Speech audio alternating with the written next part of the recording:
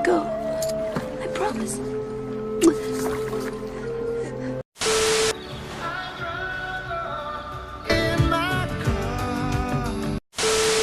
You're just too good to be true. Can't take my eyes off of you. Valentine's Day is just around the corner, so to get into the spirit of love, Megan and I asked a few teachers to tell us about their spouses. Story about how I met my spouse. I was finishing up my grad work, and one of my Army buddies was on Plenty of Fish, and he told me that I should go home and try it. December 3rd, 1999. I was in high school, I was 17 years old, and back then the cool thing to do was to cruise. We were both leaders in our youth group at church. And so I signed up for Plenty of Fish, and the first person I went on a date with was my spouse.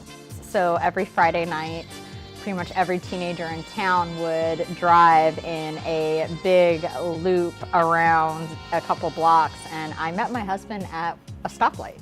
A couple weeks later, we were at one of the youth groups, and we were talking about, a bunch of us were talking about going out doing some dancing afterwards at one of the country bars, and so I was the one tasked with picking her up. While each love story was unique, all the teachers agreed that the bond of family was equally as important. The best memory with my spouse is the day that our daughter was born. The birth of both of our boys, I talk about them all the time in class. When I was in labor with my fourth son and we were still debating over a middle name, I won, so. Although we love hearing them talk about their family, we wanted to know their thoughts on Valentine's Day. I think that it's a good moment to stop and make sure you really appreciate the person you are with. It's another way for Hallmark to make money. I think the gift giving and all of that is a little more extreme. If you want to get cheesy about it, I could say that Valentine's Day should be every day in your relationship.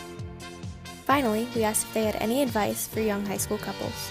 Despite the fact that my relationship with my husband started when I was in high school, I think that my advice for high school students in relationships would be to use them as a learning experience to figure out what it is that you want in a future partner for life. I think it's true that love comes when you least expect it, so wait for your moment. Reporting for the BHB, this has been Megan and Angie. Now back to the studio.